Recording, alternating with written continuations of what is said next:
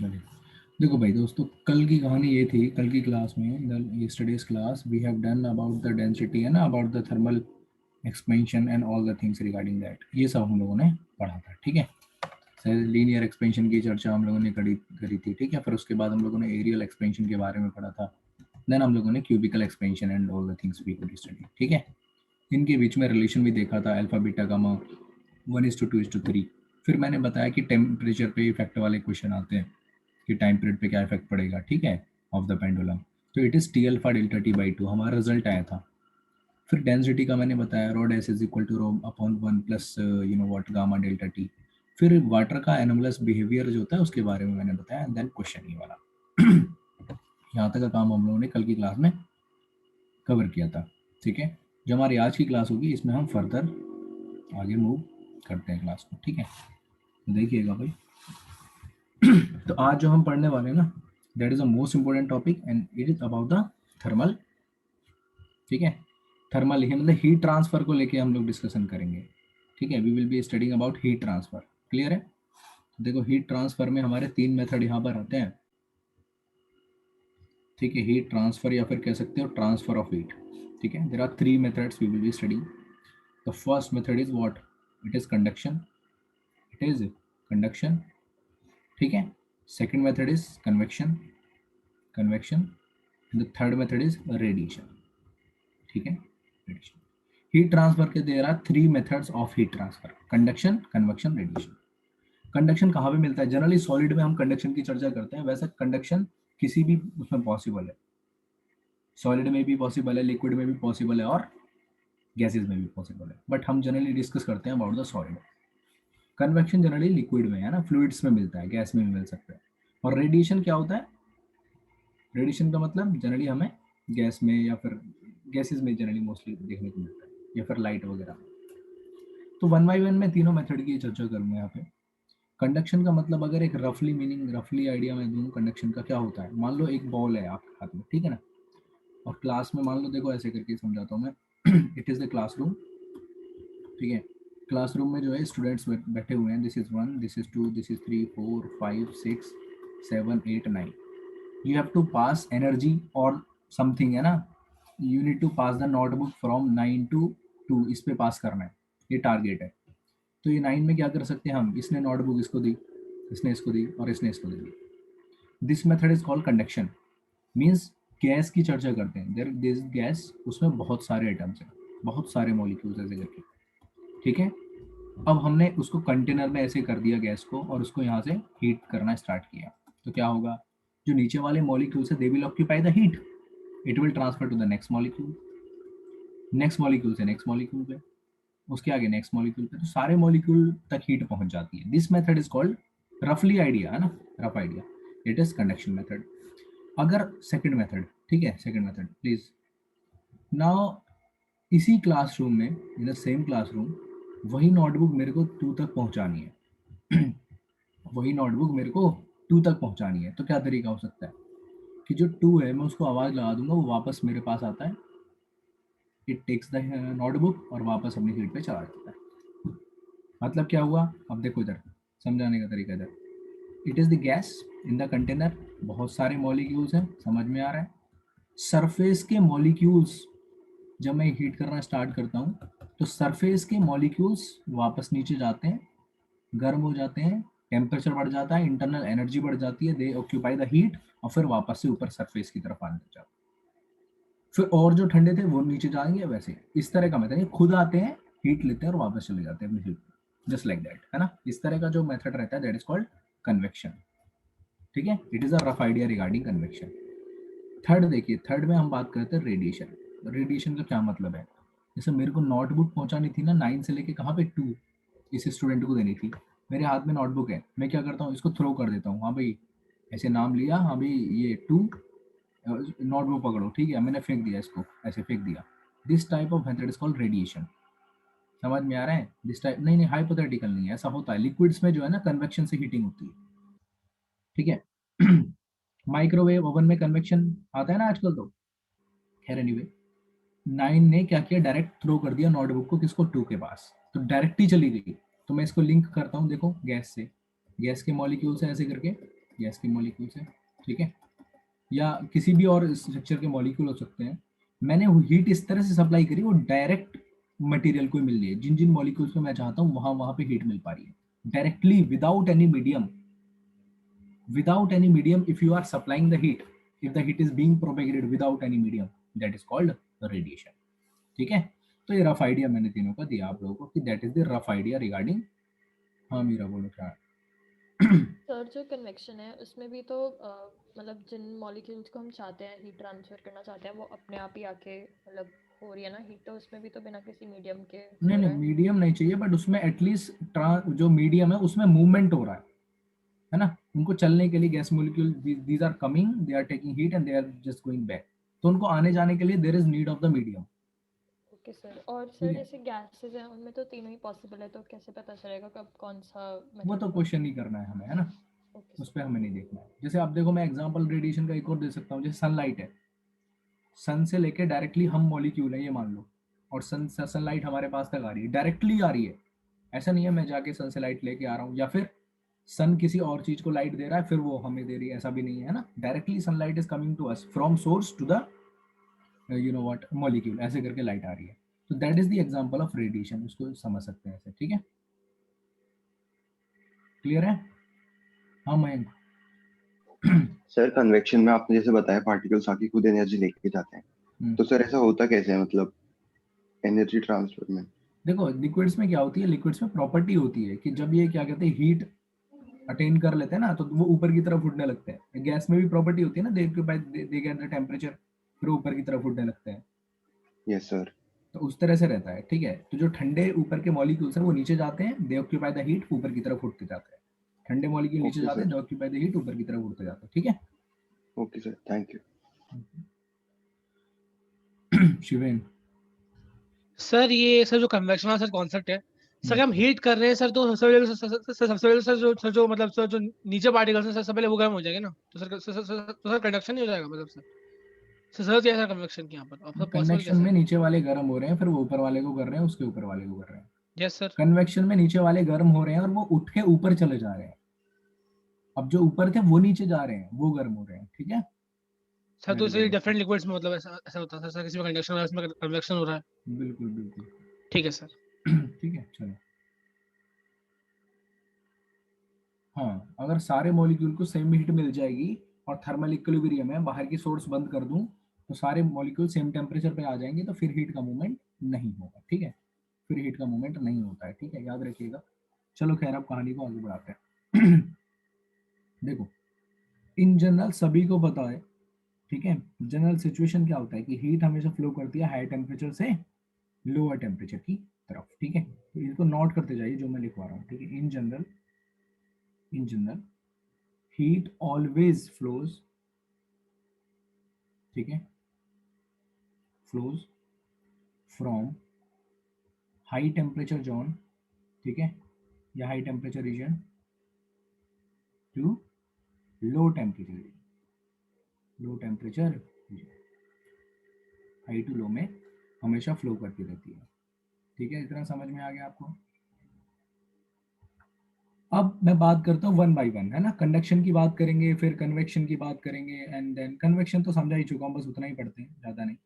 ठीक है, one by one बाकी जो है सिलेबस के अकॉर्डिंग हम पढ़ते हैं। ठीक है, तो उसकी डिस्कशन करते हैं। अरे इसमें क्या हो गया भाई, एक मिनट रुकिए, अटक गया।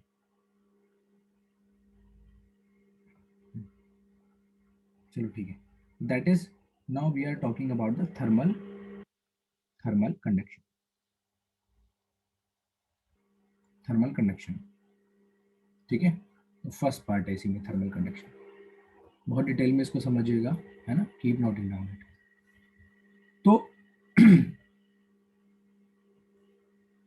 थर्मल कंडक्शन का मतलब मैंने बता दिया, मॉलिक्यूल अपने से आगे वाले मॉलिक्यूल को हीट ट्रांसफर करता है लाइक दिस। ठीक है, ये जो थर्मल कंडक्शन वाला फिनोमेनन है, लिखिएगा, it can exist, it can exist in all types, in all type of media, media that is, वो सॉलिड हो सकता है, ठीक है, वो लिक्विड भी हो सकता है, एंड वो गैसेज भी हो सकता है। कुछ भी हो सकता है, solid liquid, solids liquids gas, कुछ भी हो सकता है। तो तीनों में देखने को मिल जाता है बट हम सॉलिड में इंटरेस्टेड होंगे। कैसे? जैसे फॉर एग्जांपल, फोकस करिएगा, for example there is, you know what, एक चैम्बर है, इधर की तरफ ऐसे करके एक चैम्बर है, और एक कंडक्टिंग मटेरियल की, कॉपर वगैरह, एल्यूमिनियम वगैरह, ठीक है, उसकी ऐसे करके रॉड है, एक जॉइंट है इधर, और इधर एक दूसरा चैम्बर है, अनदर चैम्बर इज देयर, ठीक है, ऐसे करके ज्वाइन करके रखा है, समझ में आ गया? इसका टेम्परेचर लेटर से T1 और इसका temperature T2 and the condition is T1 is greater than T2, तभी तो हीट का फ्लो पॉसिबल है। Temperature has to be differ, then only the heat will flow. तो अभी क्या होगा बताओ, हीट किधर से किधर फ्लो होगी? Heat will flow from T1 temperature to T2, this heat flow will occur, isn't it? Heat flow, heat का फ्लो इस तरह से होगा दोस्तों। तो अब हम ये बोलते हैं कि हीट इधर से इधर की तरफ ऐसे फ्लो होती जा रही है। कब तक हीट फ्लो होती रहेगी बताओ? जब तक कि थर्मल इक्विलिब्रियम एस्टेब्लिश ना हो जाए। तो जो हीट फ्लो हो रही है ना, इसको ऐसे सोचिए जैसे इलेक्ट्रिक करंट फ्लो होती थी। इलेक्ट्रिक करंट पॉजिटिव यानी हाई पोटेंशियल से लोअर पोटेंशियल की तरफ फ्लो होती थी, 10th क्लास में पढ़ा होगा इलेक्ट्रिक करंट। तो ऐसे यहाँ पे ये हीट करंट की जैसे फ्लो हो रही है, ठीक है, तो हम इसको हीट करंट भी बोल सकते हैं। मैं ऐसा क्यों बोल रहा हूँ अभी थोड़ी देर में पता चल जाएगा। मैं इलेक्ट्रिक करंट वाली कंसेप्ट से कराऊंगा आगे के क्वेश्चन, ठीक है। तो इसको हम हीट करंट भी बोल सकते हैं, जैसे इलेक्ट्रिक करंट वैसे ही हीट करंट की फॉर्म में हम बोल सकते हैं कि हीट करंट की फॉर्म में ऐसे फ्लो होती है ठीक है। Second point, second note point यहाँ देखिए, इधर देखिएगा, यहाँ मैं लिखता हूँ साइड में। मान लो इस तरह का ये चैम्बर है, या कोई भी एक रॉड टाइप है ना, कुछ भी है, एक रॉड है ऐसे करके रॉड, ये देखिए जी, ये ऐसे करके एक रॉड है। रॉड में इस एंड का टेम्परेचर T1 है, इस एंड का टेम्परेचर T2 है, T1 is greater than T2, ठीक है। नोट पॉइंट में लिखिएगा इसको। तो हमें ये तो पता चल गया भाई, हीट करंट ऐसे करके इधर हाई टेम्परेचर से लोअर टेम्परेचर की तरफ फ्लो हो रही है दोस्तों। मैंने मान लिया यहाँ से x सेपरेशन पे एक छोटा सा एलिमेंट है, यहाँ से x सेपरेशन पे एक छोटा सा एलिमेंट है, ठीक है, that I have considered, late us से यहाँ पे निकलिए, and this length of this element is dx, कोई दिक्कत वाली बात नहीं है ठीक है। तो अगर यहाँ पर इस पॉइंट पर, ये दो पॉइंट पर टेम्परेचर T है, तो कोई मेरे को बताएगा इसके बाद इधर की तरफ टेम्परेचर T से ज्यादा होगा, लेस देन T और ग्रेटर देन T? अरे भाई बताओ जल्दी से, लेस देन T और ग्रेटर देन T, लेस और ग्रेटर बस इतना ही लिखो। हाँ वेरी गुड, है ना, it will be less than T, तो मान लेता हूँ T में से कुछ कम होगा, है ना, delta T dt whatever you take, let us say dt। यहाँ T1 है, ये सबसे ज्यादा है, इधर की तरफ टेम्परेचर कम होता जा रहा है, ठीक है, लाइक दिस। तो एक टर्म आती है क्वेश्चन में, that is called temperature gradient, temperature slope, temperature gradient. कितना टेम्परेचर कम हो रहा है कितनी डिस्टेंस के साथ, that is called temperature gradient. बताओ dx डिस्टेंस के साथ कितने टेम्परेचर में कमी आई है, बोलो, it is the dt, change in temperature is dt, so temperature gradient is dt by dx। What is the temperature gradient? फिर से सुनो एक बार, टेम्परेचर ग्रेडियंट का मतलब है कि डिस्टेंस के साथ साथ कितना टेम्परेचर चेंज हो रहा है। रॉड के इस कॉर्नर, वीडियो में देखते रहना, है ना, रॉड के इस कॉर्नर में आप यहाँ पे देख रहे हो, फिर उसके बाद इधर देख रहे हो, फिर उसके बाद इधर देख रहे हो, आपको मिल रहा है यहाँ पे टेम्परेचर सबसे ज्यादा है, उसके बाद इधर थोड़ा कम हुआ, इधर थोड़ा कम हुआ, इधर थोड़ा कम हुआ, इधर सबसे कम टेम्परेचर है। तो अगर मैं बीच के किसी 2 सेंटीमीटर की बात करता हूँ, 2 सेंटीमीटर 3 सेंटीमीटर, तो उसमें कितना टेम्परेचर में चेंज आया, बीच में कोई भी रीजन है, उसके इधर कितना टेम्परेचर है, 2 सेंटीमीटर के बाद कितना टेम्परेचर है, तो वो जो चेंज है ना, that change per unit length is called what, temperature gradient. I hope it is clear, ठीक है, this is called temperature gradient. इसी के साथ आगे बढ़ते हैं, ठीक है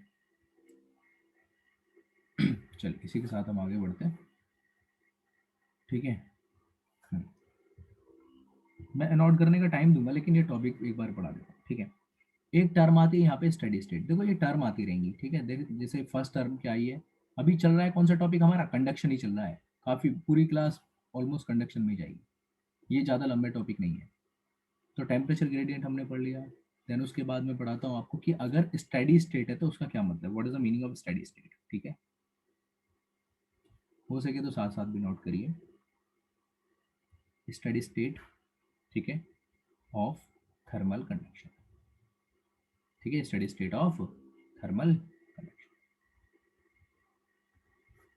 what is the meaning of steady state? Steady state का मतलब होता है दोस्त कि अब हीट का फ्लो नहीं होगा, मतलब टेम्परेचर हैज बिकम इक्वल, ऐसे कह सकते हैं, that is called steady state. ठीक है, दूसरे शब्दों में बोले तो थर्मल कंडक्शन के केस में स्टडी स्टेट का मीनिंग थोड़ा सा चेंज हो जाता है। देखो यहाँ पे कैसे मैं चेंज करता हूँ। मान लो इट इज अ रॉड, ठीक है, इट इज अ रॉड। जैसे आप लोगों ने पढ़ा होगा कि इलेक्ट्रिसिटी में स्टडी स्टेट का मतलब क्या होता है कि उससे करंट का फ्लो बंद हो जाता है ना। यहाँ पे स्लाइटली डिफरेंस, बाकी सब सेम है।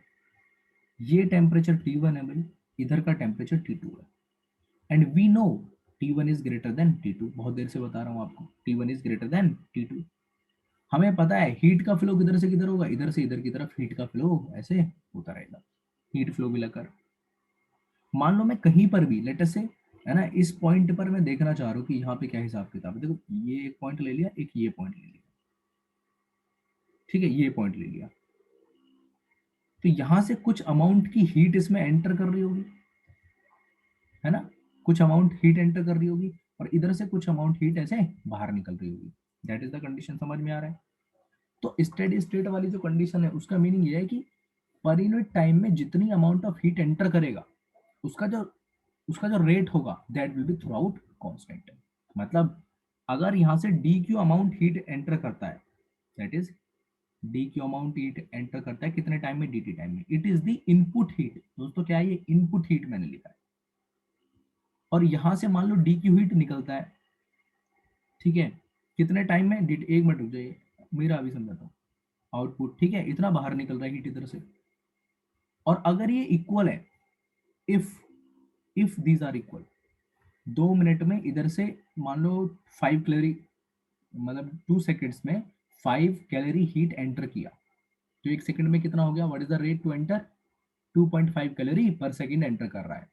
तो हर पॉइंट पर, किसी भी पॉइंट पर, A point, B point, C point, D point, कोई भी पॉइंट पर उसका फ्लो होने का जो रेट रहेगा वो कैसा रहेगा, 2.5 कैलोरी पर सेकेंड। अगर वो फ्लो होने का रेट हर पॉइंट पे इक्वल है, then we can say this state will be steady state. ठीक है, इफ दिस इज एप्लीकेबल, अगर ये वाली डेफिनेशन एप्लीकेबल, ये हाफ मोड का कुछ मतलब नहीं है, ये केवल लिखने के लिए लिखा है, inner output. If this is this, then हम बोलेंगे this state is what it is, ठीक है, it is steady state. Doubt लूंगा अभी, ठीक है, इट इज स्टेडी स्टेट। ठीक है, स्टेडी स्टेट का मतलब है रॉड है, रॉड में हीट एंटर किया डी क्यू, कितने टाइम में, डी टी टाइम में। एग्जाम्पल से समझाता हूँ, 10 कैलोरी हीट एंटर किया, फिर से सुनिए, 10 कैलोरी हीट एंटर किया, कितना टाइम लगा 10 कैलोरी हीट एंटर करने में, मान लो उसको 2 सेकेंड्स लगा, 10 कैलोरी हीट एंटर करने में 2 सेकेंड टाइम लगा। तो बताओ 1 सेकेंड में कितना एंटर किया होगा, बताओ 1 सेकेंड में कितना हीट एंटर किया, 5 कैलोरी पर सेकेंड एंटर हो रहा है। फिर मैं यहाँ पे ए पॉइंट से बी पॉइंट की तरफ ऐसे कहीं भी, या कहीं भी सी से इधर, कहीं भी किसी भी पॉइंट पर, ए पर, बी पर, सी पर, डी पर चेक करता हूँ कि यहाँ पे D Q by D T कितना है। यहाँ पे D Q by D T actually है क्या, कोई बताएगा, what is the D Q by D T? D Q by D T is, अरे भाई फ्लो रेट है, it is the flow rate, ठीक है, rate of heat flow, it is the rate of heat flow, ठीक है, it is the rate of heat flow. तो यहाँ पे मैं बोल रहा हूँ 1 सेकेंड में 5 कैलोरी एंटर किया, तो इस ए पॉइंट पर खड़े होकर देखो 1 सेकेंड तक टाइम, तो देखोगे इससे कितनी पास होगी, 5 कैलोरी। बी पर खड़े होकर देखो 5 कैलोरी, सी पर खड़े होकर देखो 5 कैलोरी, डी पर खड़े होकर देखो 5 कैलोरी, इस पॉइंट पर भी देखो कितनी बाहर निकल रही होगी 1 सेकेंड में, 5 कैलोरी। अगर ऐसा हो रहा है हर पॉइंट पे rate of flow is equal, if it is equal, then we say that the state is steady state. Means during the heat flow at steady state, at every point the flow rate of heat is constant, at every point the flow rate of heat is constant। ठीक है, ठीक है, और चलो इसको थोड़ा और मैं स्पेसिफाई करके आपको लिखवाता हूँ, ठीक है, फिर मैं आपके डाउट लेता हूँ। मतलब स्टेडी स्टेट कंडीशन में, ठीक है, मैं लिख पाता हूँ, चलो, अंडर द स्टेडी स्टेट, लिख ही देता हूँ पूरा point. Under the steady state का मतलब क्या है, याद रखिएगा, थ्रू आउट द यूनिफॉर्म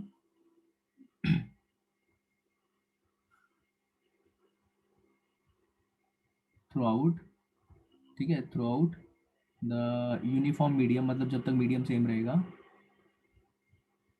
ठीक है, through out the uniform medium, temperature gradient, temperature gradient, ठीक है, रिमेन्स कांस्टेंट,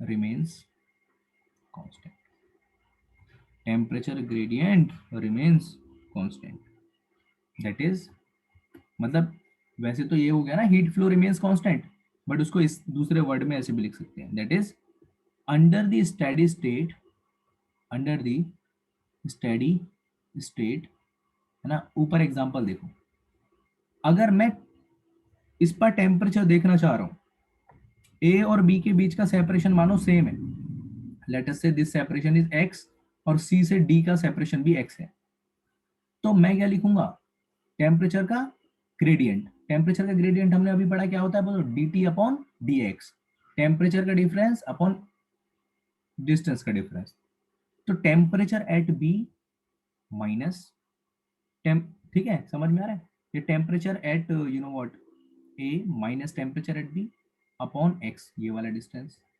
ये तो हुआ भाई, and that is equal to C से लेके डी बताओ, चलो, temperature at C minus temperature at D upon X, X से एक्स को कट कर देते हैं, ठीक है, तो यहाँ से हमें पता चल जाएगा कि मतलब that's how we have to keep, कि टेम्परेचर का जो ग्रेडियंट होता है वो क्या रहता है, दैट इज कांस्टेंट।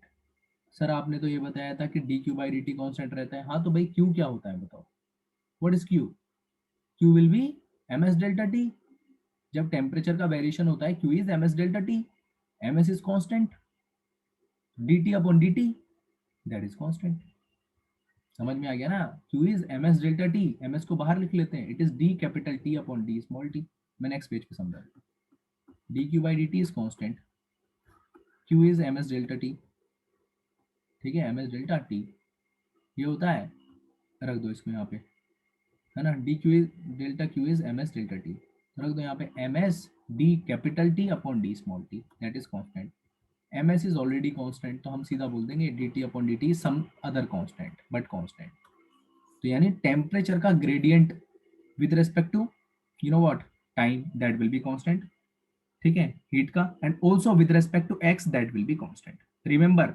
टेम्परेचर का ग्रेडियंट एक्स के साथ भी कॉन्स्टेंट होता है, ठीक है, रिमेंबर दिस थिंग, ठीक है। कंक्लूड करता हूं, थर्मल कंडीशन में जब भी स्टेडी स्टेट आपको देखने को मिलेगी, सीधा स्टेडी स्टेट में याद रखना है क्या, टेम्परेचर का ग्रेडियंट कांस्टेंट रहता है, टेम्परेचर का ग्रेडियंट कांस्टेंट रहता है, या फिर आप ये भी कह सकते हो rate of heat flow constant रहता है, ठीक है, कुछ देर में मैं बताऊंगा, देखो इसमें होता क्या है, बेसिकली जो रेट ऑफ हीट फ्लो होता है ना, it is equal to K A delta T by T D X, तो अगर ये कांस्टेंट है इधर वाली टर्म, तो ये भी कांस्टेंट हो गया, ये में ये कांस्टेंट है तो D T by D x constant वहां से आएगा, बट आएगा थोड़ी देर में तब बताऊंगा, ठीक है, अभी के लिए इसको नोट करिए और मैं डाउट लूंगा, ठीक है, you will get an idea, steady state से सीधा याद रखो D Q upon D T is constant, या फिर D T upon D x is constant, ठीक है,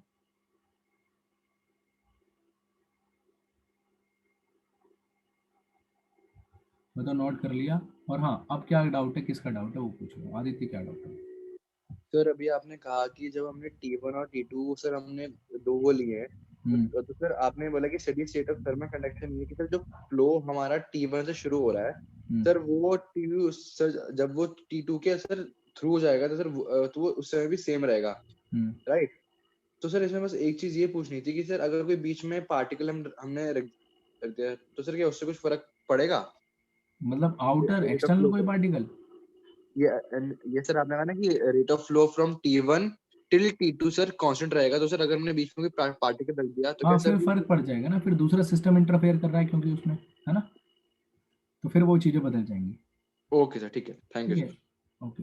क्योंकि एक ही सिस्टम में हमेशा पढ़ाई होती है ना, दूसरा सिस्टम इसमें इंटरफेयर करेगा तो गलत हो जाएगा। ठीक है, हाँ शिवेन क्या पूछ रहे हो? सर अगर T1 इक्वल टू T2 हो जाए सर तो फिर मतलब फिर भी तो सर रेट इक्वल हो जाएगा सर D के पॉइंट dt इक्वल टू 0 हो जाएगा हम्म, सर तभी मतलब हो जाएगा सर स्टेडी स्टेट हो जाएगा ना। हाँ बिल्कुल। Okay sir. शुक्रिया। सर अगर पूरी रॉड का टेम्परेचर इक्वल होगा तब भी उसे स्टेडी स्टेट कहेंगे? तब तो हाँ कह सकते हो है ना, क्योंकि हीट फ्लो 0 हो गया, दैट इज कांस्टेंट। ठीक है, ओके सर। ओके, ठीक है। टेम्परेचर ग्रेडियंट का मतलब है डिस्टेंस के साथ साथ कितना टेम्परेचर कम हो रहा है ना। टेम्परेचर ग्रेडियंट ये मतलब है उसका। ठीक है, heat is not absorbed by, वो तो तब होगा ना जब सबने इक्वली हीट एब्जॉर्ब कर ली है, सबका टेम्परेचर इक्वल हो गया, तब होगा वो हीट इज नॉट एब्जॉर्ब्ड। ठीक है, और किसी का कोई डाउट है? ओके, ठीक है ना। चलो और थोड़ा एक्सप्लेन करूंगा तो क्लियर होगा, है ना, फर्स्ट टाइम पढ़ रहे हो इसलिए ऐसा लग रहा है। स्टेडी स्टेट का मतलब है rate of heat flow is constant. ठीक है, मैं लिख देता हूँ steady state, steady state clearly meaning dq upon dt, t is the time, है ना, कितने टाइम में कितनी हीट फ्लो हो रही है, दिस इज कांस्टेंट। अब नेक्स्ट पेज पे देखो, मैं इसको रिलेट करके दिखाऊंगा कि सर यहाँ dt के साथ x क्यों आ गया जब q के साथ t है ना। I will relate that, I will relate. ठीक है, देखो, ठीक है। एनालिसिस देख लेते हैं इसका, कैसे, नोट पॉइंट में लिख लीजिएगा, वही चल रहा है थर्मल कंडक्शन में। ठीक है, there is a rod, rod, और वो ऐसे मटेरियल की बनी हुई रॉड है जिसमें हीट का फ्लो हो सकता है। The temperature is T1, it is T2, T1 is greater then T। Heat will occur, heat will flow through this and it will emerge through this end। समझ में आ गया? Like this. मान लो इसकी कुछ लेंथ है, लेट अस से the length is given L। ठीक है, L, और दोस्तों इसका कुछ cross section area you can consider. ठीक है, तो क्रॉस सेक्शन एरिया यहाँ पे ऐसे करके कुछ मान सकते हो। ठीक है, लेट क्रॉस सेक्शन एरिया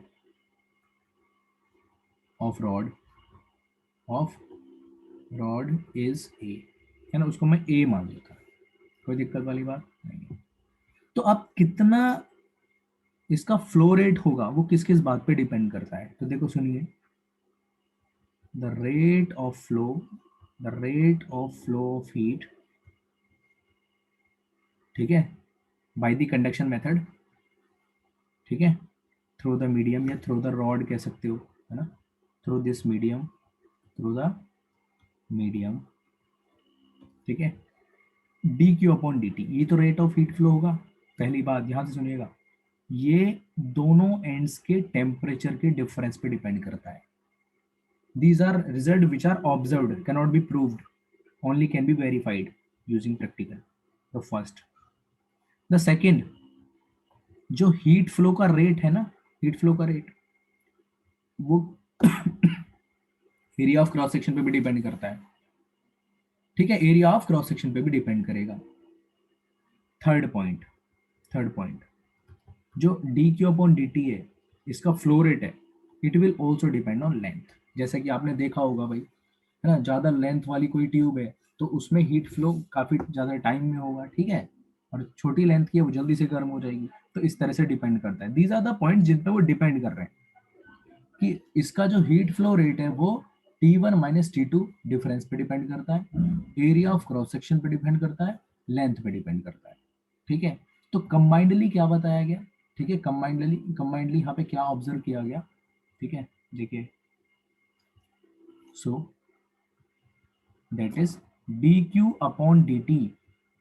ठीक है, इट डिपेंड्स कंबाइंडली, सबको लिख दो एक साथ मिला के। ठीक है, T1 minus T2 A by L, इस पे डिपेंड करता है।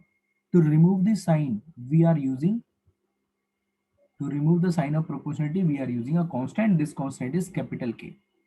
capital K is the proportionality constant, capital K is the proportionality constant here। ठीक है, हाँ मेरा बोलो क्या डाउट है? Sir dq by dt directly proportional है L के इनवर्सली प्रोपोर्शनल है? अरे एक मिनट, हाँ इनवर्सली रहेगा ना, एक मिनट ये इसको मैं इनवर्सली रहता है, ठीक है ना।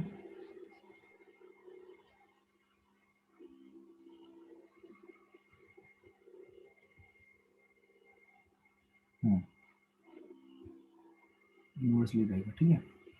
चलो, so that is K T1 minus T2 upon L, that I have written. तो दोस्तों यहाँ पर जो मैंने एक कांस्टेंट यूज किया capital K, this constant is the proportionality constant. ये कांस्टेंट एक प्रोपोर्शनलिटी कांस्टेंट है, और इसको हम लोग क्या बोलते हैं, ठीक है, मैं लिखता हूँ यहाँ पे, हियर कैपिटल के is called the thermal coefficient of thermal conduction, ठीक है, कोफिशिएंट ऑफ थर्मल कंडक्शन, या फिर इसको थर्मल कंडक्टिविटी भी बोल सकते हैं, ठीक है। It is called thermal, note कर लो, thermal conductivity of the medium, यानी रॉड, यहाँ पे रॉड है, कुछ भी हो सकता है इसलिए मैंने मीडियम लिखा, ऑफ द मीडियम। तो D Q upon D T इस पर डिपेंड करता है, ठीक है, D Q upon D T इस पर डिपेंड करता है, ठीक है, D Q upon D T is like this.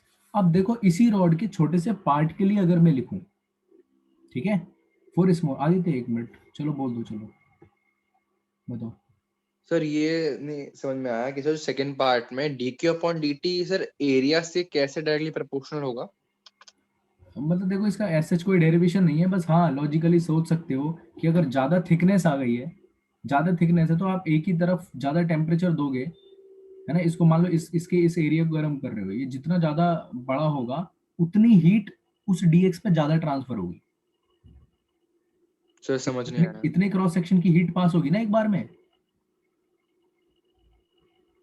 भाई जितना पतला है तो केवल उतनी हीट ट्रांसफर होगी, और अगर ये Yes, मोटा sir. है इस तरह से थिक कर दिया रॉड को, तो अच्छा, इतने क्रॉस सेक्शन की हीट ट्रांसफर होगी, और थिक कर दिया तो उतने क्रॉस सेक्शन में पूरा गर्म हो रहा होगा, वो ट्रांसफर होगी। क्लियर है ना? तो सर जितना ज्यादा एरिया उतनी ज्यादा रेट ऑफ फ्लो हो जाएगा, राइट? बिल्कुल ठीक है सर, थैंक यू सर। ठीक है। सो ये मैंने बताया। अब देखो ये जो अभी तक पढ़ा है इन दोनों चीजों को रिलेट करते हैं।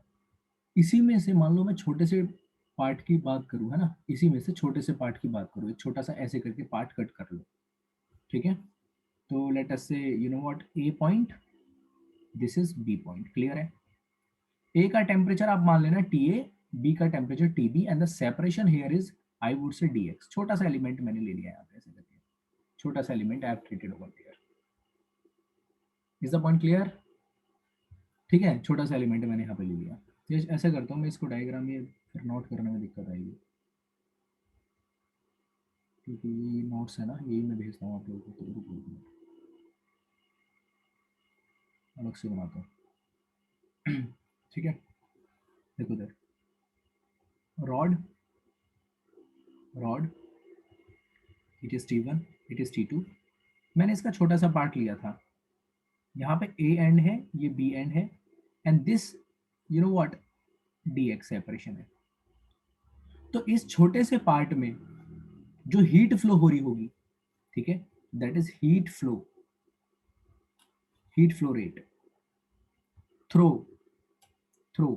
ए बी क्रॉस, ये इतना पार्ट जो है, I would write D Q upon D T, कहाँ से पास हो रही A B, that is equal to conductivity के area of cross section, let us say it is A, area of cross section, temperature at A minus temperature at B upon A separation, that is what, dx।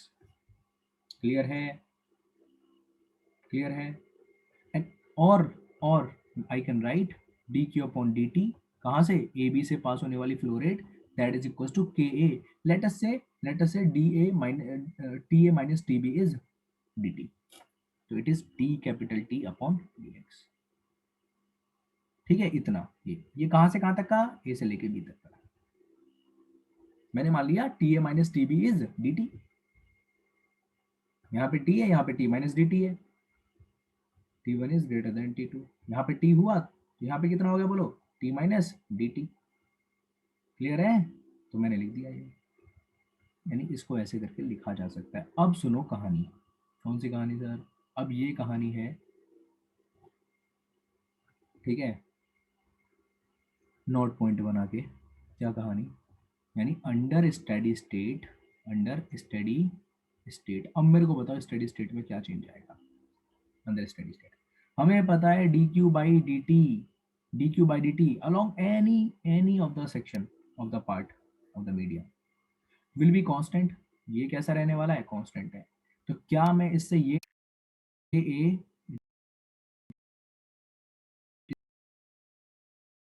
Constant बताऊं, ये interpret कर सकता हूं कि नहीं?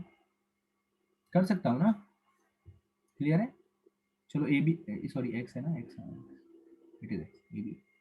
इसका मतलब मैं फाइनली ये कह सकता हूँ कि इज कांस्टेंट, तो उधर जाके कांस्टेंट ही रहेगा कि dt upon dx will also be constant.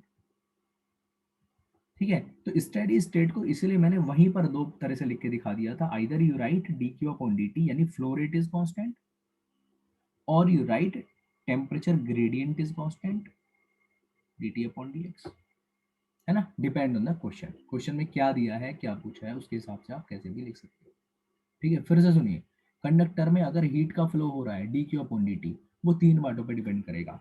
Temperature के डिफरेंस पे, एरिया ऑफ क्रॉस सेक्शन, और length of the you know what, temperature जहां जहां पे आप ले रहे हो उनके बीच का distance. To remove the sign I used a constant. It is called thermal conductivity. It is called thermal conductivity. ठीक है, इसको हम लोग थर्मल कंडक्टिविटी बोलते हैं.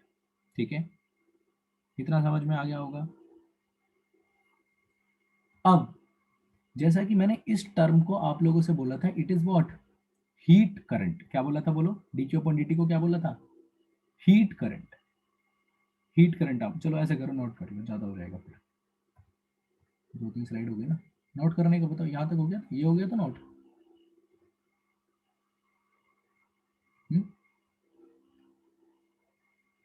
सभी लोग बताओ एक बार, ये नोट हो गया था? Have you noted this?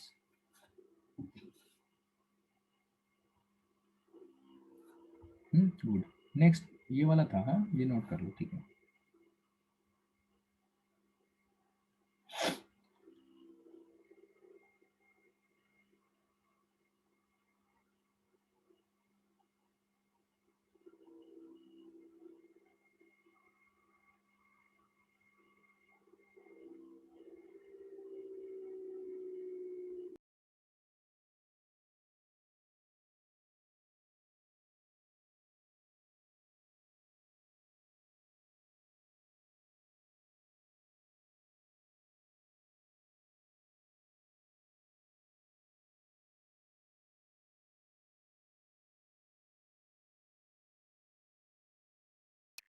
Conclude करता हूँ. ग्रेडियंट dt by dx बोलते हैं. कंसेप्ट नंबर 1, स्टेडी स्टेट क्या होती है? dq by dt is constant या फिर dt by dx is constant. उसके लिए एक और फॉर्मूला हमारा हीट फ्लो का आ गया, k temperature difference a upon l. It is quite very important formula. ठीक है, रिमेंबर, क्योंकि डायरेक्टली क्वेश्चन आते हैं इस पर. उसी से हमने dt by dx को कॉन्स्टेंटली शो करके दिखाया. नाउ ठीक है, फर्दर अब देखो, आपने 10th क्लास में ये इलेक्ट्रिकल वाला थोड़ा सा पार्ट पढ़ा हुआ है, उससे मैं लिंक करता हूँ यहाँ पे. ठीक है, कंडक्शन जैसे आप देखिएगा. ठीक है, हम लोग देखते हैं यहाँ पे कि कंडक्शन दो तरीके से हम लोग उन्हें पढ़ते हैं. इलेक्ट्रिकल, ठीक है, इलेक्ट्रिकल कंडक्शन हम लोग पढ़ते हैं. ठीक है, लिख देता हूँ चलो पूरा. We study about the electrical conduction. ठीक है, electrical conduction. And also we study about thermal conduction. Thermal conduction. ठीक है, we study about thermal conduction जो आप पढ़ रहे हैं. Electrical conduction you have studied, है ना. थर्मल कंडक्शन हम अब पढ़ रहे हैं. देखो फोकस करिएगा, दोनों एक ही बात है, कुछ अलग है ही नहीं. कैसे? एक वायर होता था वहां पे, देयर वाज ए वायर, और उस वायर में कुछ टर्मिनोलॉजी, लेटर से रेजिस्टेंस यहाँ पे है, यहाँ पे it is a A point, it is B point. बोलो समझ में आ रही बात कि नहीं आ रही? It is A point, B point. हाँ भाई, सब नोट करना है. ठीक है, it is A point, B point. यहाँ पे जो पोटेंशियल है, लेट अस से इट इज ए, समझ रहे हो ना, potential at point, electrical potential I am talking about. Potential at B, it is P B. और मान लो high potential is V A. V A is high potential. तो जो करंट फ्लो होती थी, इलेक्ट्रिक करंट, वो इधर ऐसे हाई पोटेंशियल से लो पोटेंशियल की तरफ फ्लो होती थी. लेट अस से आई करंट फ्लो हो रही है, और ये रजिस्टर आर है, रेजिस्टेंस. बोलो इतनी बात समझ में आ रही है? V A is higher than V B. Current इधर से इधर फ्लो हो रही है ऐसे करके। तो ओम्स लॉ क्या बोलता था वहां पे, बताओ? अरे भाई भूल गए सभी लोग। ओम्स लॉ की क्या कंडीशन होती थी, बोलो? V equals to I R. V क्या था? इनके बीच का पोटेंशियल डिफरेंस, इजंट इट? ये तो होता था। इसका मतलब यहां से I हो जाएगा हमारा V बाई आर, यानी VA minus VB potential difference by resistance, it is I। Clear है?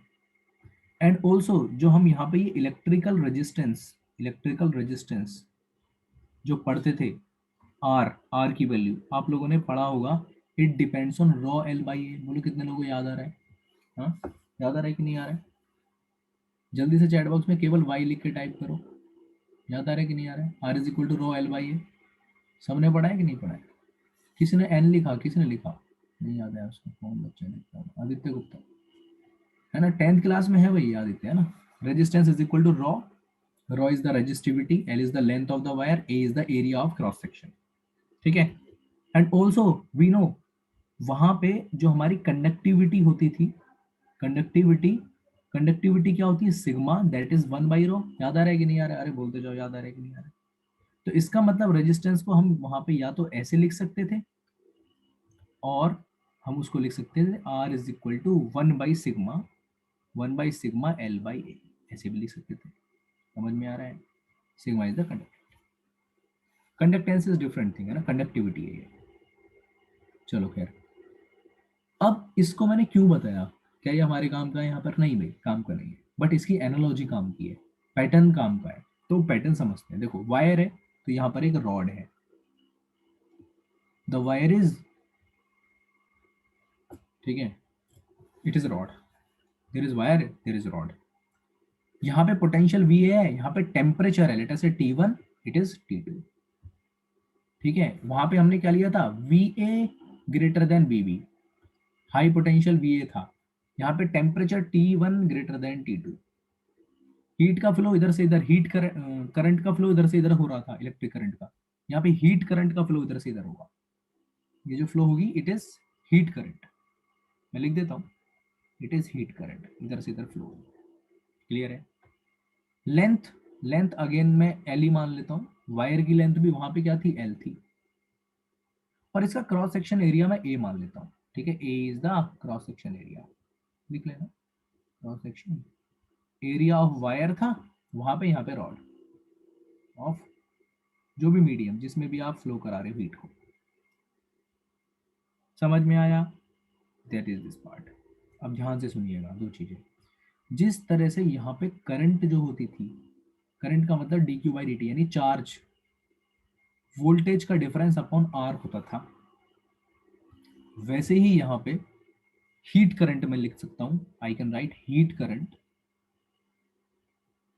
एनालॉजी बता रहा हूँ। Heat current that is dQ/dt, heat upon time, is VA minus VB। यहाँ पे क्या करोगे बोलो? TA minus T2, analogy, divided by, वहां पे क्या होता था? Electrical resistance. यहाँ पे हम यूज करेंगे RTH। आप बोलोगे सर RTH क्या चीज है? RTH is called thermal resistance. क्या बोलते हैं इसको? Thermal resistance. RTH इज नई कंसेप्ट आपके लिए, RTH इज थर्मल रेजिस्टेंस। अब सर थर्मल रेजिस्टेंस होता क्या है? Thermal resistance, what is the meaning of thermal resistance? भाई जैसे यहाँ पर ये इलेक्ट्रिकल रेजिस्टेंस पढ़ा है ना, वैसे यहाँ पर मैं थर्मल रेजिस्टेंस पढ़ा रहा हूँ। देखो ध्यान से सुनते रहिए।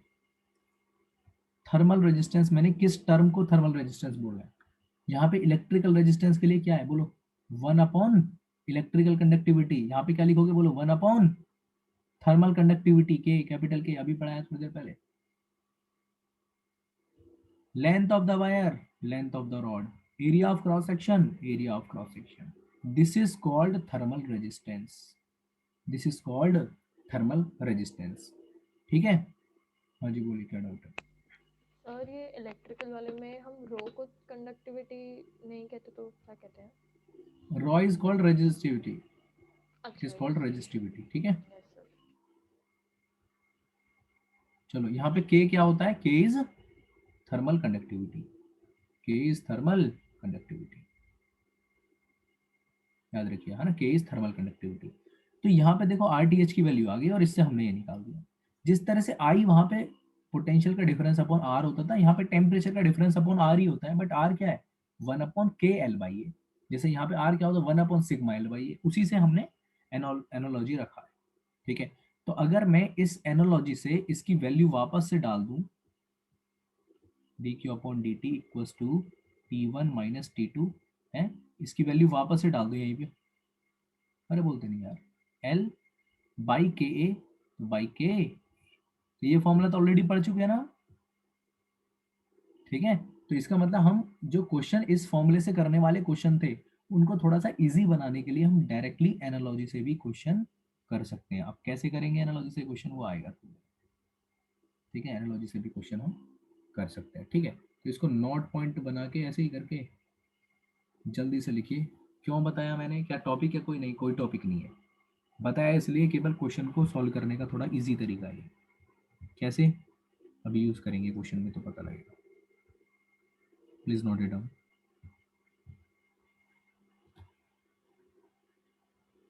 ठीक है, जल्दी से नोट करिए और बताइए अगर नोट हो गया है तो मैं आगे चलूँ।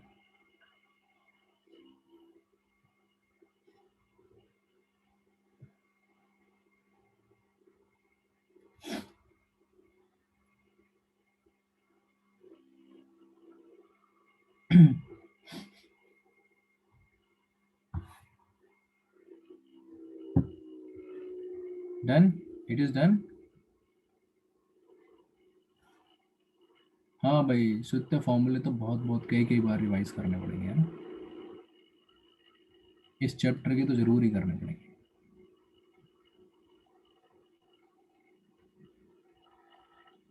चलो देखो इधर, ठीक है, ये हमने पढ़ा। अब जैसे कि डाउट क्या आ सकता है कि सर डाउट हमारा ये हो सकता है कि स्टेडी स्टेट में हमें पता है हर पॉइंट पर dq/dt सेम है।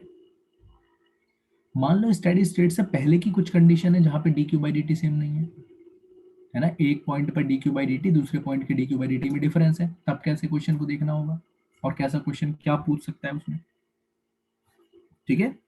तो ऐसे पूछ सकता है, देखो लिखो इसमें, वही टॉपिक चल रहा है अभी, कौन सा, thermal conduction. Thermal conduction before steady state, एक सिंपल सा क्वेश्चन बनता है इसमें, ठीक है।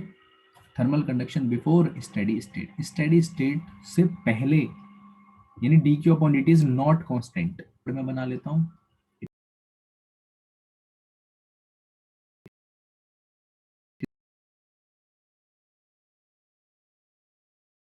कंसिडर्ड, ये एलिमेंट ले लिया, ए इसका एंड है, ये इसका एंड बी है, समझ में आ गया। यहाँ का टेम्परेचर T1, यहाँ का टेम्परेचर T2, क्लियर है, दैट वी आर डूइंग।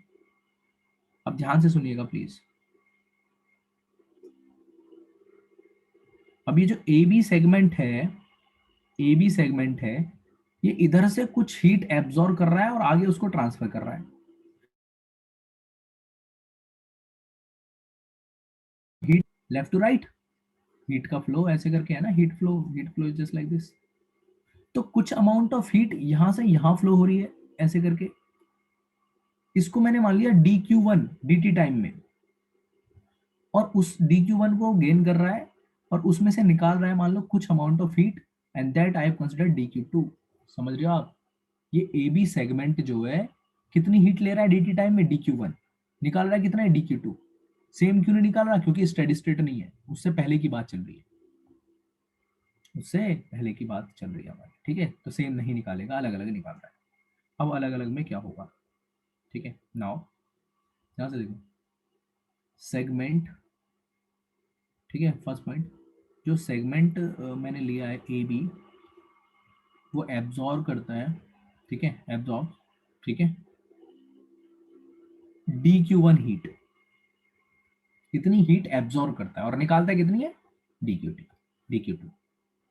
सो अगर मैं बोलूं कि कितनी हीट इसके पास बची रह जाती है, एंड अच्छा इसको पूरा लिख लो, ठीक है, and transmits dq1 heat in dt time, पूरी लाइन लिखिएगा, तो कितनी हीट इसके पास बची रह जाती है, कोई बोल के बताएगा भाई? हमें पता है ना, dq1 is greater then dq2, dq1 is greater then dq2, कितनी हीट इसके पास बची रह जाएगी? सर ये ट्रांसमिट DQ2 सर वो ट्रांसमिट में DQ2 होगा ना? हाँ dq2, अच्छा हाँ ठीक है dq2। हाँ बताओ मेरे को अब कितनी हीट बची रह जाएगी उसके पास है? dq1 माइनस dq2, ठीक है। तो remaining heat here is dq1 minus dq2, समझ में आ गया? Remaining heat is dq1 minus dq2 किसके पास है? अब ये जो हीट इसके पास बची रहेगी, बताओ क्या करेगी? क्या करेगी भाई?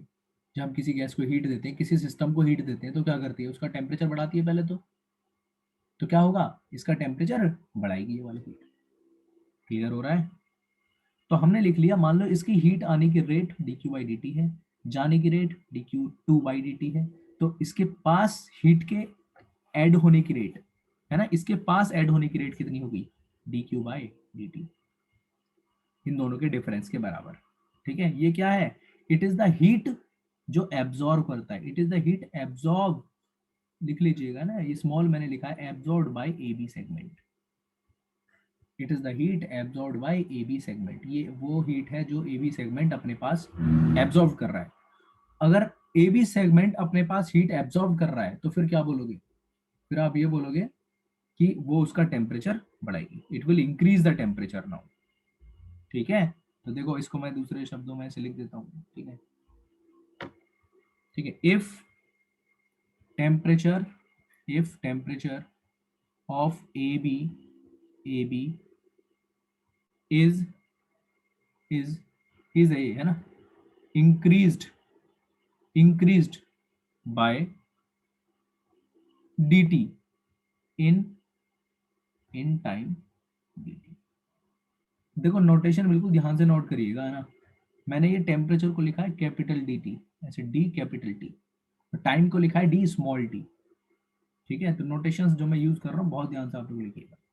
अगर ऐसा हो रहा है dt टाइम में एब्जॉर्ब करके इसका टेम्परेचर D कैपिटल T बढ़ जाता है, तो क्या मैं लिख सकता हूं कि जो ये हीट dq है, ये वाली heat dq, this dq heat is equal to what? Mass of that dm element, AB element, specific heat इसकी, और क्या? इसका टेम्परेचर डेल्टा T से बढ़ गया। That I can write. So further क्या बन जाएगा हमारे पास, बताओ? वी विल हैव ms, यहाँ पे रख दिया dq के प्लेस पे, and that is dt upon d small t, किसके लिए? AB के लिए, इक्वल्स टू इनकी वैल्यू भी डाल सकते हो। बताओ इसकी वैल्यू क्या होती है? अभी फाइंड करिए, dq/dt की वैल्यू कहाँ गई है? k T1 - T2 AB A/L। ठीक है, that is k A dt/dx, कहाँ पे? At point A, minus k A dt/dx, कहाँ पर बोलो? At point B। इस तरह से भी लिख सकते हो, है ना। No problem at all, you can write in this way. ऐसा क्यों लिख रहे हो सर आप? ऐसा क्यों लिखना है भाई? क्वेश्चन में आएगा कि अगर हम हीट सप्लाई करने की रेट ज़्यादा है, अगर से निकलने की रेट कम है, तो बताओ 3 सेकंड के बाद इसका टेम्परेचर एलिमेंट का कितने से इंक्रीज हो जाएगा? तो डायरेक्टली dt आपको निकालना पड़ेगा। ये 3 सेकंड दिया है, ये सब भी गिवन होगा उस क्वेश्चन में। ठीक है, तो ऐसा आप सोच सकते हो क्वेश्चन करते वक्त। ठीक है, चलो इसको नोट करिए। हाँ भाई मैं पूछे क्या पूछेगा? सर वो A और B पॉइंट पे dt/dx कैसे हो रहा है? इस पर k into dt/dx। सर एक पॉइंट A पॉइंट पे टेम्परेचर फिक्स ही रहेगा ना? नहीं, ए पॉइंट पे को भी हम चेंज ऐसे होगा? ट्रीट करेंगे ना, ए पॉइंट पर स्लोप कैसा है, मतलब जब भी कभी किसी पॉइंट पर स्लोप पूछा जाता है, जैसे इंस्टेंटेनियस वेलोसिटी है ए, तो मैं उस ए को ऐसे ट्रीट कर लूंगा, एलिमेंट में भी एलिमेंट बी को ऐसे ट्रीट कर लूंगा। ठीक है, और ओवरऑल जो मेरा एलिमेंट है दैट इज दिस, ये एलिमेंट है। क्लियर है? Okay sir, okay sir. Element में भी एलिमेंट, ठीक है, ऐसा सोचना होता है। क्योंकि क्वेश्चन में लिखेगा सीधा flow rate at point A and B is you know what 10 kilo calorie per second and 12 kilo calorie per second respectively. तो इसका मतलब ये 10 किसकी वैल्यू है? बताओ, it is the value of dq upon dt at A directly. ये कभी कभी दे देगा कि temperature gradient at point A and B is this, तो फिर वो dt/dt की वैल्यू होगी। ठीक है, इस तरह से क्वेश्चन में चलो इसको नोट करो, इसको नोट करिए। एक बच्चा कोई डिस्कनेक्ट हो गया मुझे लग रहा है, 33 रह गए। कौन डिस्कनेक्ट हो गया? चलो फिर, सो दिस इज नोटेड। बताओ भाई मित्रों, have you done this? Package साथ साथ करते रहना अब, ठीक है? आज की क्लास के बाद almost package you can do, almost complete package you can do, है ना? In the coming class we will be discussing, ठीक है? तो पैकेज आप लोग साथ साथ करते रहिए। हाँ भाई शुभम, क्या पूछ रहे हो आप? शुभम, सर इस आपने ये जो बताया ये था स्टेडी स्टेट से पहले, तो सर स्टेडी स्टेट कोई हीट ट्रांसमिटिंग के टाइम ऑब्जेक्ट एक्वायर करता कब है सर? मतलब क्या कंडीशंस होती है उसके लिए? कंडीशन कुछ नहीं है, आप क्या करोगे, एक सर्टेन टाइम ऐसा आएगा कि जब हीट का फ्लो रेट इक्वल हो जाता है। मान लो आपने क्या किया, एक यू नो व्हाट, एक मैं वीडियो ऑन करता हूँ, देखो अभी कुछ इस तरह से कोई भी स्ट्रक्चर है हमारे पास, उसको इधर से ऐसे गर्म कर दिया है ना, इधर से गर्म कर दिया, इधर से ठंडा है, तो हीट का ट्रांसफर ऐसे रहेगा। स्टार्टिंग में जो ट्रांसफर का फ्लो है, यहाँ पे हीट का फ्लो ज्यादा होता है, यहाँ पे कम होता है, यहाँ पे कम होता है। But after a certain time, कुछ टाइम लिमिटेड होगा, उसके बाद क्या होता है, dq by dt यहाँ पर मेजर करो, यहाँ पर करो, यहाँ पर करो, यहाँ पर करो, दैट विल बी कांस्टेंट, वो हमेशा कांस्टेंट हो जाता है। कंडीशन कुछ नहीं है, इट इज अ टाइम कि after a certain time it attain the steady state, ठीक है? Mister Shubhang, is it okay? Is it okay? Can I move further? ठीक है ना, गुड। चलो भाई बाकी लोग इसको नोट करो जल्दी से और बताओ मेरे को, नोटेड?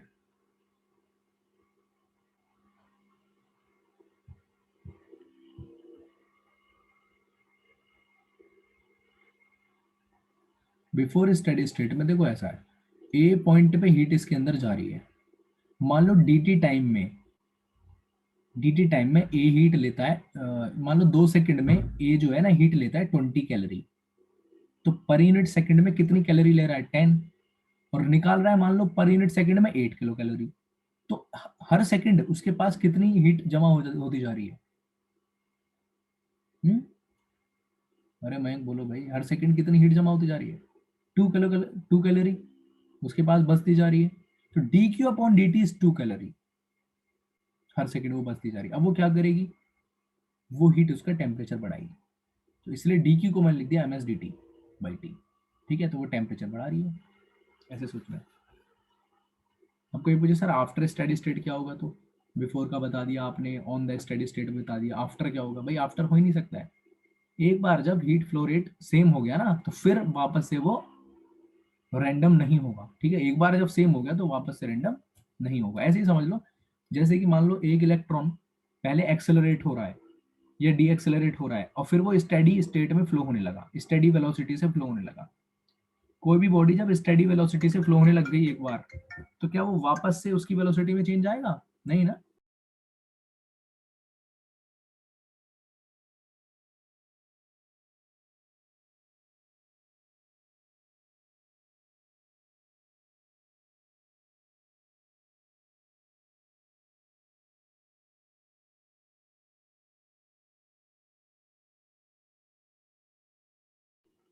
ठीक है, समझ में आया ना?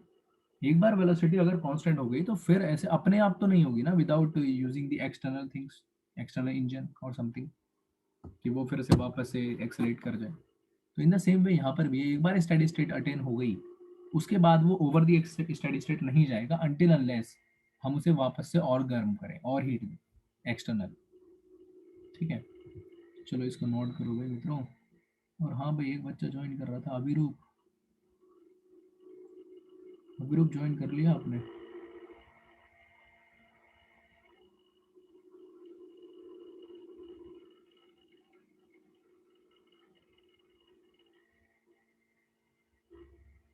Can you hear Abhirup? Join कर लिया? आवाज आ रही है?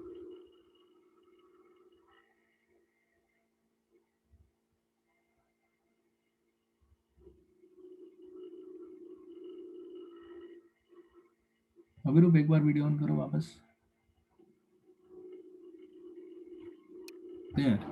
आगे हम लोग पढ़ते हैं, ठीक है? ये वाला पार्ट हमने कवर किया, कि अगर स्टेडी स्टेट ना हो तो कैसे देखना है और क्या क्वेश्चन बन सकता है। तो मैंने बता दिया आपको, टेम्परेचर इंक्रीमेंट का क्वेश्चन बन सकता है कहीं भी, ठीक है। जैसे देखिए कुछ क्वेश्चंस पे डिस्कशन करते हैं, ठीक है।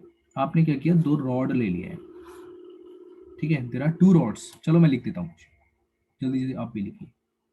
Consider 2 rods of consider 2 rods of equal cross section area। अगर डिफरेंट हुआ तो क्या होगा, है ना, वो आगे क्वेश्चन आएगा, अपने आप कवर हो जाएगा, ठीक है। एरिया ए, ठीक है। 1 ऑफ एल्यूमिनियम, एक एल्यूमिनियम की है और एक दूसरी आयरन की है। Other of iron, other of iron, they joint,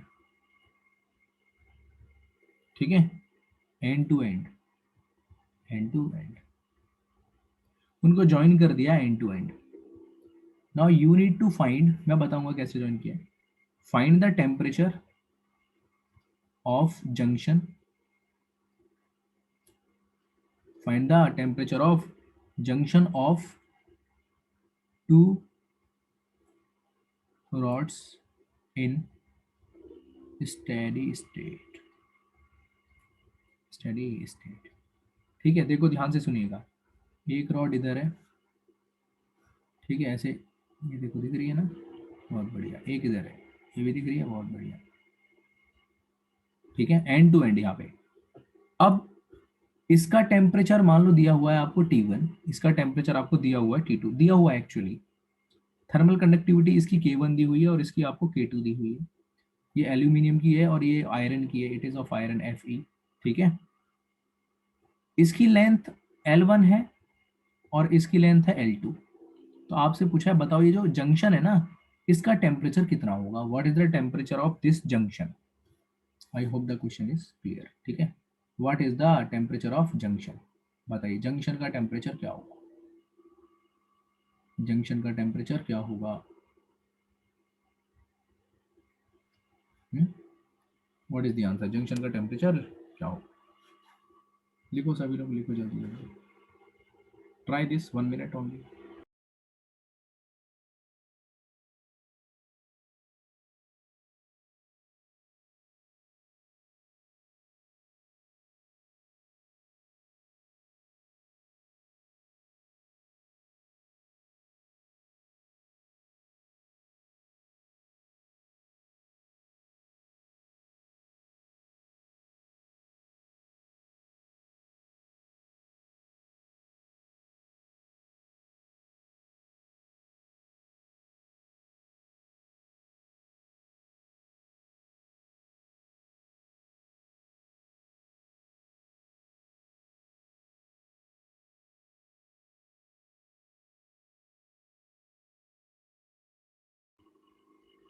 done भाई, व्हाट इज द आंसर।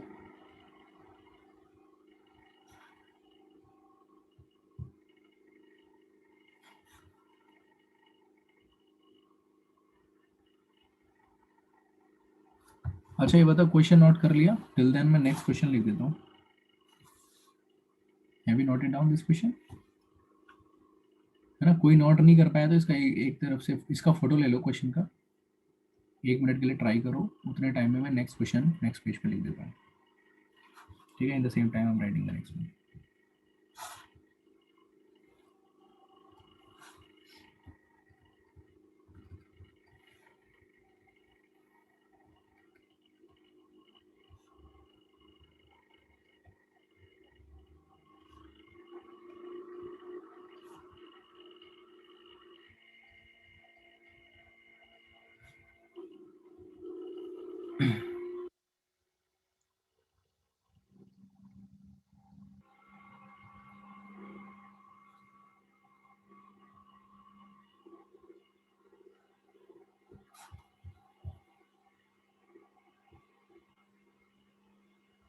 हाँ भैया, आदित्य अग्रवाल सही आंसर है, गुड। बाकी लोग भी लिखोगे।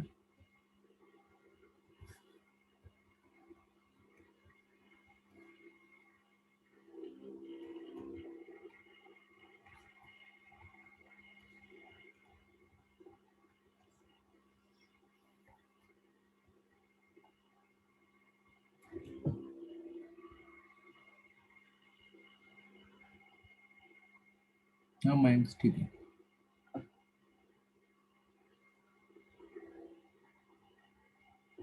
नहीं Benshul Patil, it is not the answer.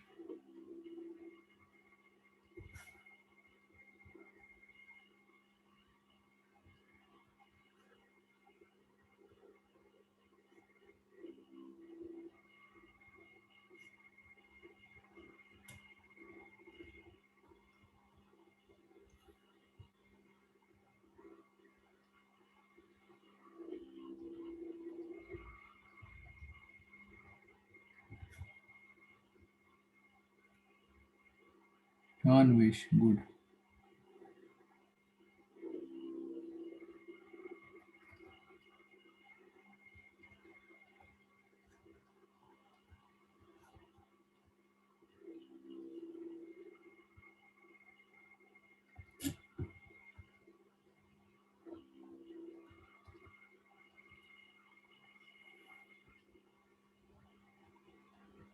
हाँ भाई आदित्य गुप्ता सही है। बाकी सभी लोग लिखिए भाई आंसर।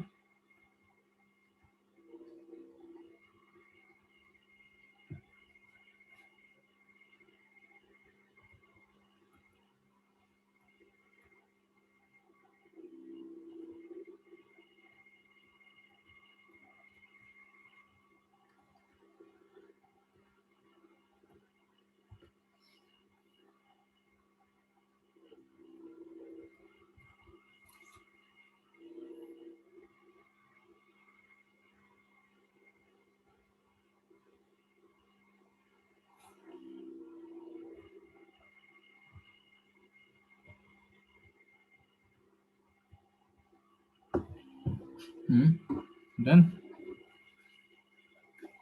नहीं हुआ कुछ लोगों से? क्यों नहीं हुआ भाई? अभी नहीं हुआ?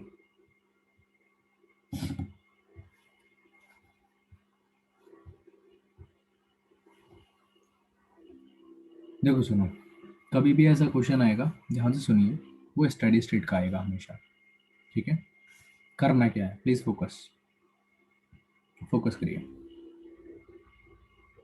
ये जो है ना, मान लो इसका टेम्परेचर कुछ है, let us say you you you are considering T.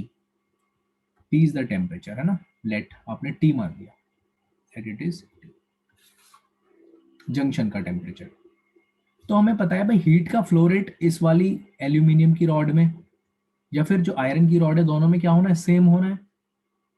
Heat का फ्लो रेट दोनों में सेम होना है। तो मैं लिखता हूं as there is steady state, as there is steady state. So यहाँ पे क्या होगा, D Q upon D T, किसके लिए, एल्यूमिनियम की रॉड में। वो इक्वल होना चाहिए हीट फ्लो का rate, D Q upon D T, किसमें, आयरन की रॉड में। आयरन, चलो आयरन ही ले लेता हूँ। कीप द फॉर्मूला, क्या फॉर्मूला है बोलो, के one T one minus T, temperature T one minus T, area of cross section uniform है थ्रू आउट, ए मान लो, अपॉन लेंथ कितनी है बोलो, यहाँ से लेके यहाँ तक, it is L1 equals to, second वाले आयरन में देखो, आयरन में it is K2, temperature higher ही है ना, T, T माइनस T2, वहां पे हायर कौन सा था, T1 था। लेंथ इज L2 और एरिया A है, तो A तो कट जाएगा, कैंसिल आउट हो जाएगा, T की वैल्यू निकालनी है सॉल्व करके, ठीक है ना। T की वैल्यू सॉल्व करके निकालनी है, तो सिंपल है, सॉल्व करके निकाल दूंगा, ठीक है, that will be the answer. Clear है, क्रॉस मल्टीप्लिकेशन कर लो भाई, ए से एक उड़ा दो, बाकी क्रॉस मल्टीप्लिकेशन कर लो। K1 T1 minus T L2 is equal to K2 T minus T2 L1, ठीक है।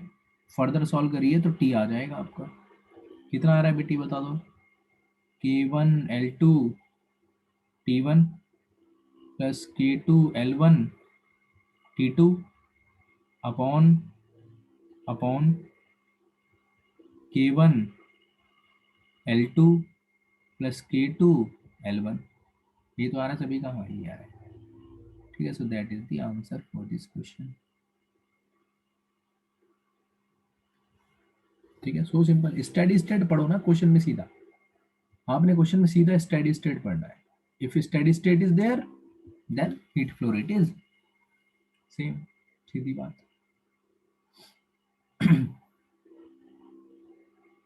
ठीक है, अब सुनो नेक्स्ट क्वेश्चन क्या था, what was the next question. ठीक है, everyone just move towards the next question.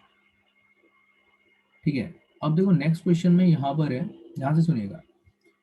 There is a slab of stone की एक स्लैब है, पत्थर की बनी हुई, जिसकी थिकनेस 10 सेंटीमीटर है, is exposed on the lower surface to the stream. मतलब मैं इसका डायग्राम बना देता हूँ, आपको आइडिया लग जाएगा, फिर आप क्वेश्चन आसानी से कर पाएंगे। ये ऐसे करके स्टोन है, पत्थर, स्टोन, इसका जो लोअर सरफेस है it is expose to steam, यानी इस यहाँ पे क्या है, स्टीम है, स्टीम समझ रहे हो ना, वेपर, ऐसे करके गर्म है काफी ज्यादा। स्टीम है तो आप कितनी गर्म है, 100 सेल्सियस की है। A block of ice at 0 Celsius, एक बर्फ का टुकड़ा है, ठीक है, rest on the upper surface of slab, इसके ऊपर रख दिया है आइस। ठीक है, we are just keeping an ice over there, यहाँ पे आइस रख दिया है, जिसका टेम्परेचर कितना है भाई, 0 सेल्सियस, 0 सेल्सियस। नाउ आगे कुछ और दिया है, स्टोन का area of cross section of stone is this 3600। इसका जो एरिया है ना स्टोन का, ये ऐसे करके मैं लिख देता हूँ यहाँ पे, this is 3600 centimetre square area. समझ में आ रहा है। तो हीट का ट्रांसफर कहाँ से कहाँ को होगा बताओ, स्टीम जिसका टेम्परेचर ज्यादा है, आइस का कम है, तो इधर से इधर, यानी जो ये है रॉड का काम करेगा, स्टोन, स्टोन में से होके हीट ऐसे निकल के जाएगी। अब क्वेश्चन में पूछा है find the thermal conductivity of stone, तो मान लो स्टोन की थर्मल कंडक्टिविटी के है, तो बताओ अब क्या सारा बता दूं मैं, जल्दी बताओ क्या आंसर आ रहा है। तो सारा ही हो गया क्वेश्चन फिर तो, है ना, एक स्टेप और बता दी तो सारा ही खत्म। ट्राई कर लो एक बार, मैं तो करूंगा ही करूंगा फिर इसको। ठीक है मित्रों, ट्राई करो, बताओ what is the answer.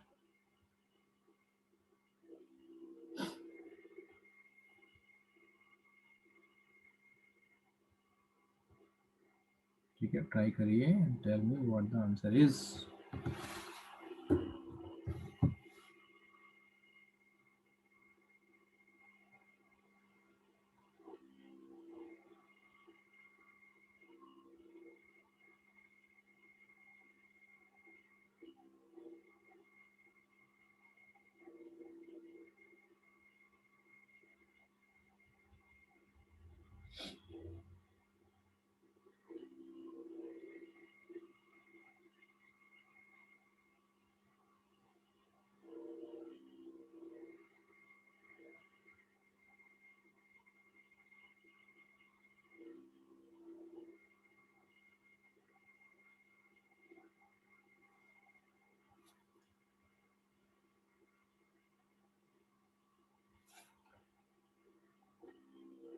So have you done this?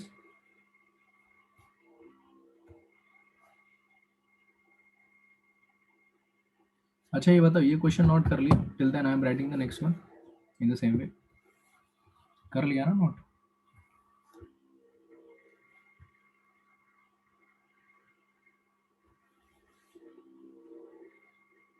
क्या आ रहा है भाई आंसर, नहीं ये तो नहीं है, ये तो नहीं, this is not the answer. ठीक है, तो आप लोग क्या करोगे, इसको नोट कर लो क्वेश्चन को जल्दी से, या फोटो ले लो, मैं नेक्स्ट लिखता हूँ टाइम में। ठीक, I will write the next one.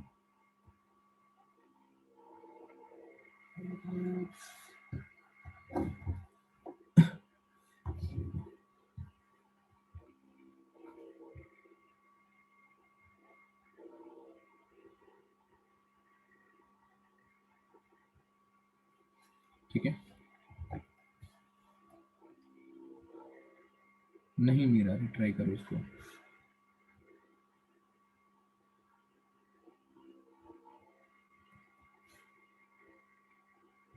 Gulrez नहीं भाई, प्लीज रिट्राई। अच्छा यूनिट बताओ एक बार, क्या यूनिट आपकी आ रही है, क्या पता आप कुछ और यूनिट में लिख रहे हो।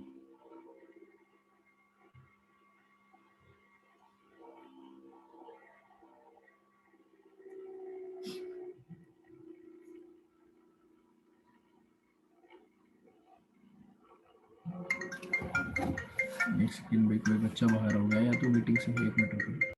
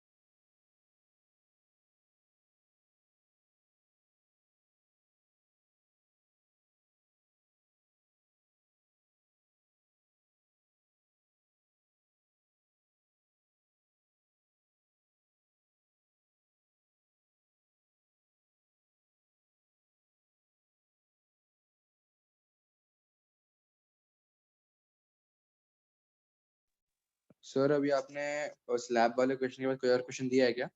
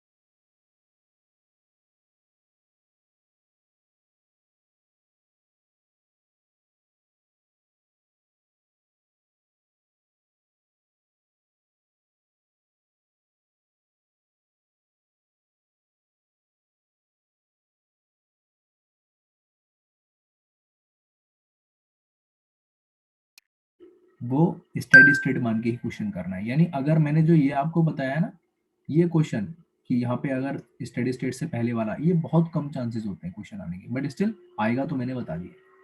ठीक है, तो यहाँ पे क्या है कि हम फ्लो रेट सेम मान रहे हैं। तो फ्लो रेट अगर हम सेम मान रहे हैं तो मैं बोलूंगा सीधा सीधा formula dq upon dt flow rate, and that flow rate is what, के। ठीक है, या स्टेडी स्टेट सेम भी मत मानो, आप जस्ट फॉर्मूला लिखिए, दैट इज के व्हाट ना, t1 माइनस t2। t1 इसको मान लो ना, this is t1, late us से it is t1 and you will say it is t2। तो dq upon dt is ka ta minus t2 upon इसकी length है ना, this length will be you know what l। तो l मैंने लिख दिया, l मैंने लिख दिया। अब क्योंकि क्या हो रहा है यहाँ पे, q, आइस क्या होगी, मेल्ट होगी। अब मेल्ट होने के लिए क्या होती है, लेटेंट हीट ऑफ फ्यूजन। तो q क्या होगा, q will be air, air, q will be ml, latent heat of fusion. ठीक है, सो मैंने इसको क्या रख दिया, ध्यान से सुनिएगा प्लीज। डिफर इंटीग्रेशन करके ये मान लो इसका इंटीग्रेशन कर दिया, q by T, and q is mlf by T, T is the total time, delta T या टी कुछ भी लिख लो आप, इसको डेल्टा टी लिख देता हूँ। That is equals to K A t1 minus t2 upon. Calculate क्या करना है, k कैलकुलेट करना है, थर्मल कंडक्टिविटी। तो k को छोड़ के बाकी सबकी वैल्यू हम रख लेते हैं। m कितना है बोलो, मास कितना है बोलो, मास कहा गया भाई 4.8 किलोग्राम, इतना मेल्ट हो गया ना, किलोग्राम में मेल्ट हुआ है ना, with unit keep the value. And ये है 80 कैलोरी पर ग्राम, डिवाइडेड बाय, ठीक है, what is t1, t1 is 100 है ना, इक्वल्स, अच्छा डेल्टा टी टाइम है, और टाइम कितना लग रहा है भाई, कितना टाइम लग रहा है, 1 आवर, दिखा है ना यहाँ पे देखो, 1 आवर, 1 आवर यानी 1 आवर में कितनी सेकेंड्स होते हैं, 3600 सेकेंड्स इक्वल्स टू के हमें कैलकुलेट करना है एरिया। स्टोन का एरिया कितना दिया है ऊपर देखो 3600 सेंटीमीटर स्क्वायर है, it is given in centimetre square. तो इसको मीटर स्क्वायर में कन्वर्ट करोगे तो 10⁻⁻⁴ मीटर स्क्वायर में कन्वर्ट कर लिया। समझ में आ रहा है आप लोगों को? That is this. अब एक और बात, टेम्परेचर का डिफरेंस हो गया 100 - 0 डिग्री सेल्सियस में and divide by length. Length कितनी है इसकी? इट इज 10 सेंटीमीटर है ना, 10 सेंटीमीटर को मीटर में लिखोगे तो 0.1 मीटर। अब देखो सारी चीजें मैंने MKS में कन्वर्ट कर ली, लेकिन कैलोरी पर ग्राम ये उसमें रह गया, तो इसको भी मैं कर ही लेता हूँ, है ना, इसको भी कर ही लेता हूँ डायरेक्टली। चलो यहीं पे कर लेते हैं। मेरे को बताओ कैसे चेंज होगा। 80 कैलोरी पर ग्राम को मैं जूल वूल में लिखना चाहता हूँ तो कैसे लिखूंगा? 80 कैलोरी को जूल में लिखना है तो जूल इज 4.2 जूल हो गया। ग्राम को किलोग्राम में लिखना है तो क्या करूँ बोलो? 10 पावर, अरे बोलते नहीं यार, 10 पावर 3 किलोग्राम माइनस का 3। ठीक है, तो दैट मीन्स जो LF है उसको मैं लिख सकता हूँ क्या, वट एवर इट इज, है ना। तो 80 इंटू 4.2 मल्टीप्लाई 10 पावर ऊपर 3 जूल पर किलोग्राम। MKS में कन्वर्ट कर लिया। I converted it in MKS, तो चलो इसको MKS में कर लेते। जब सारा ही MKS में कर लिया तो 80 इंटू 4.2 इंटू 10 पावर 3 जूल पर किलोग्राम। ठीक है, अब इसको सॉल्व करोगे पूरा तो आंसर आएगा हमारा MKS में। Answer will be in MKS। तो जो के बचा ना, बाकी सब तो कन्वर्ट कर लोगे आप लोग। दैट इज के कितना आ रहा है मैं लिख देता हूँ। इट विल बी 1.24 इतना आ रहा है। बाकी सारी यूनिट जो बचेगी उसको आप लिख लीजिएगा। ठीक है, देखो यहाँ से किलोग्राम से किलोग्राम। जूल पर सेकंड क्या होता है, कोई बताएगा? जूल पर सेकंड क्या होता है? वॉट होता है वैसे तो, पर चलो मैं जूल पर सेकंड ही लिख देता हूँ, है ना। Joule per second metre degree Celsius. Is this clear or not? Is this clear or not? क्या डाउट है? सर ये जब यूनिट्स में चेंज कर रहे हैं, इसे बिना चेंज किए मतलब सही होगा कि मतलब क्वेश्चन के अकॉर्डिंग ही देखेंगे ना वो तो? हाँ, वो तो ऑप्शन में जो आएंगे ना उसके अकॉर्डिंग देखना पड़ेगा। यस सर, तो अभी चेंज नहीं किया तो तब तो सही है ना? हाँ, बट ध्यान रखना, जैसे इसमें क्या कैलोरी पर ग्राम है, तो फिर यस ये वाला पार्ट आप ग्राम में यूज कर लेना। ठीक है, यस सर, तो मतलब ऐसा जरूरी तो नहीं है कि अगर MKS वगैरह यूज कर रहे हैं तो इसमें जूल को मतलब कैलोरी को जूल में नहीं कन्वर्ट नहीं नहीं, करना कोई ही जरूरी पड़ेगा? नहीं, कोई जरूरी नहीं। ठीक है, ओके सर। ये तो ऑप्शंस जो होंगे उसके अकॉर्डिंग आप देखिएगा। ठीक है, कोई भी जरूरी नहीं। चलो भाई, so this was the question. ठीक है, रिकैलकुलेट कर लो एक बार, जो आएगा यही आएगा।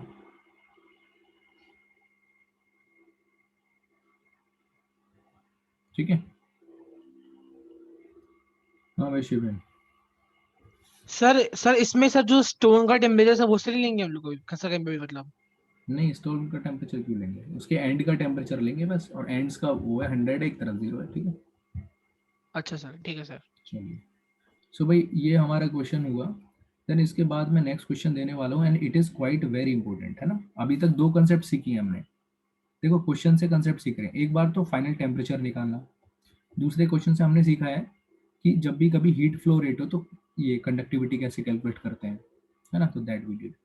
देखो ये क्वेश्चन बहुत इंपॉर्टेंट क्वेश्चन है, be focused everyone to this. क्या है इसमें, मैं क्रॉस सेक्शन एरिया को डिफरेंट कर देता हूँ। It is varying cross section area. ठीक है, देखो कैसे वेरी कर रहा है, ध्यान से देखिएगा। मान लो एक स्ट्रक्चर ऐसा मैं बनाता हूँ, फ्रस्टम सुना होगा ना, फ्रस्टम लाइक दिस। कोन का कुछ पार्ट कट करके अलग निकाल दिया।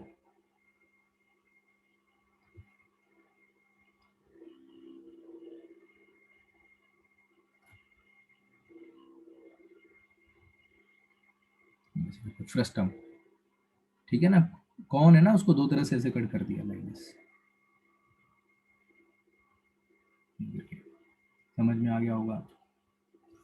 इसकी जो रेडियस है यहाँ पे, इसकी रेडियस स्मॉल r1, इसकी रेडियस स्मॉल r2 है ना, it is 2r2।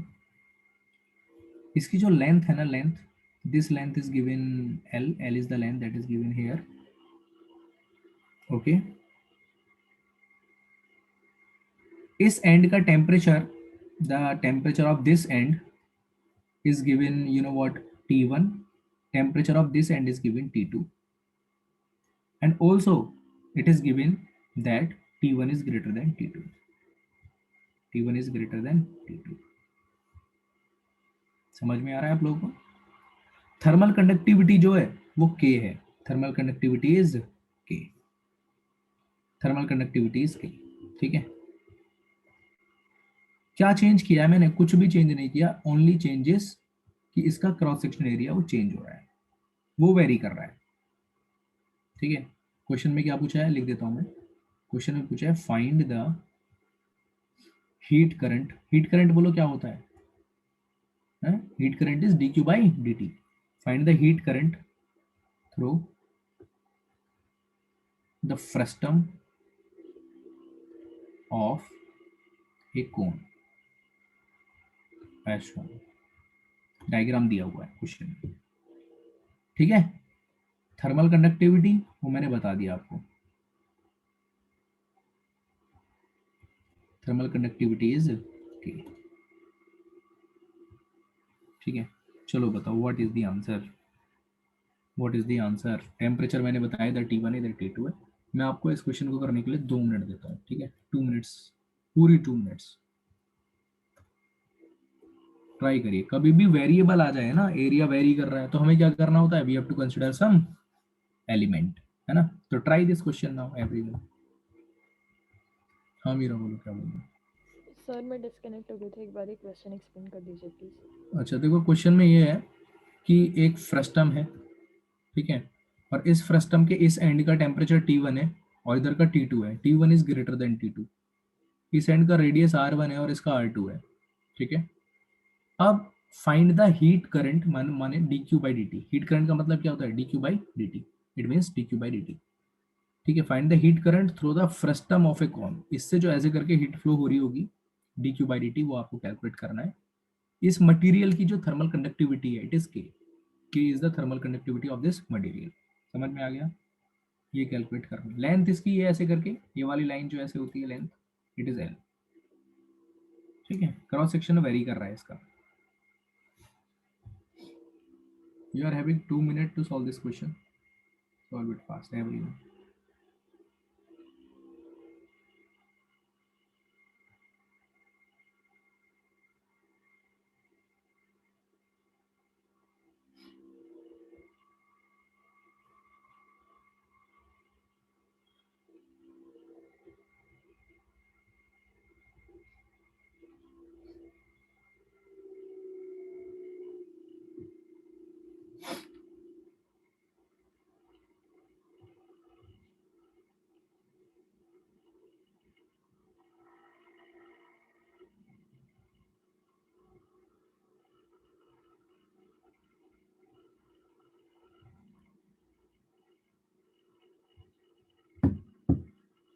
Thermal conduction में पूरी क्लास लग जाती है। देखो जो नेक्स्ट क्लास होगी ना, उसमें हम लोग पैकेट डिस्कस करेंगे, बट हाँ नेक्स्ट क्लास में लगभग हाफ एन आवर का काम हमारा बचा हुआ है। आज की क्लास के बाद भी लगभग 20-25 मिनट का काम नेक्स्ट क्लास का बच जाएगा, ठीक है। उसको कराने के बाद फिर मैं डाउट डिस्कस करूंगा पैकेज से, ठीक है। Try to solve the complete package till the next class, और आई विल, ठीक है। और एक क्लास हमारी जो मिड फेस का जो सिलेबस बचा है इसके चैप्टर के बाद, वो होगा इलास्टिसिटी, ओनली फॉर 1 क्लास, 2 घंटे का चैप्टर है वो, मतलब पार्ट है 2 घंटे का टॉपिक, चैप्टर नहीं आ रहा उसमें पूरा, केवल इलास्टिसिटी आएगा, SHM नहीं आएगा, ठीक है। तो उसको या तो नेक्स्ट क्लास में उसी को कंटिन्यू कर देंगे, या फिर आपके पहले डाउट ले लूँगा, ठीक है। तो आप डाउट कंप्लीट करके रखिए सभी लोग।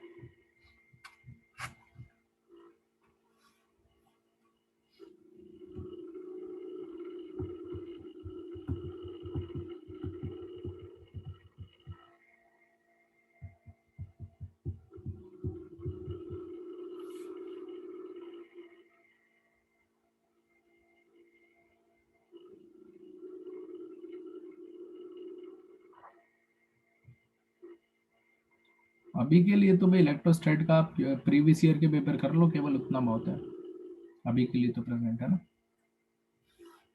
क्योंकि नेक्स्ट फेज होगा आपका जब 12th क्लास का फर्स्ट फेज होगा ना, उसमें आप पढ़ोगे इलेक्ट्रोस्टैट तो डिटेल में।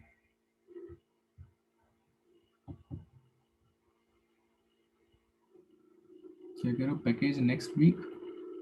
हाँ तो नेक्स्ट वीक में तो होगी क्लास, है ना। आज की क्लास के बाद तो नेक्स्ट वीक होगी।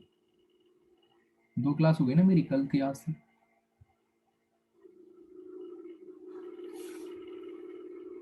अच्छा नेक्स्ट नेक्स्ट वीक देखते हैं भाई, नेक्स्ट टू नेक्स्ट तो नहीं होगा, है ना, इससे पहले ही करना पड़ेगा। बट हाँ ठीक है, थोड़ा टाइम दे दूंगा मैं आपको।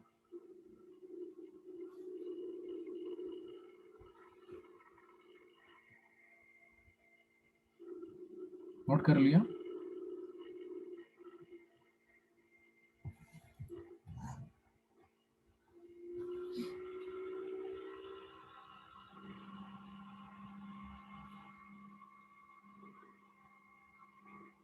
आनंद श्रीवास्तव, पाई भी आ रहा होगा इसमें, देखो एक बार ऊपर। पाई आप भूल गए हो। अच्छा देखो मित्रों, ठीक है, क्वेश्चन ट्राई करते हैं। Let us this question now. देखें क्वेश्चन, देखें।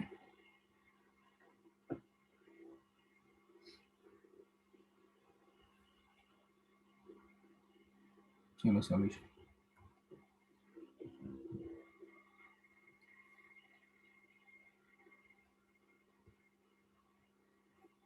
ठीक है, let us move towards the solution part. हाँ भाई Aditya Agrawal, correct, correct answer. ठीक है, चलो देखो क्या करना है भाई, हमें पता है क्रॉस सेक्शन एरिया डिफरेंट है। तो देखो हम इसमें इस तरह के क्वेश्चन जिनमें क्रॉस सेक्शन एरिया डिफरेंट होता है, एक एलिमेंट कंसिडर कर लो। जब आप इस फ्रस्टम से एक एलिमेंट कट करोगे तो वो एलिमेंट कैसा दिखेगा बताओ? इस तरह का दिखेगा। It will be appearing like a disc, एक डिस्क के जैसा दिख रहा होगा। अरे समझ आ रहा है दोस्तों? तो वो डिस्क के जैसा दिख रहा होगा। ऐसा करके मैं बनाने की कोशिश करी 3D में।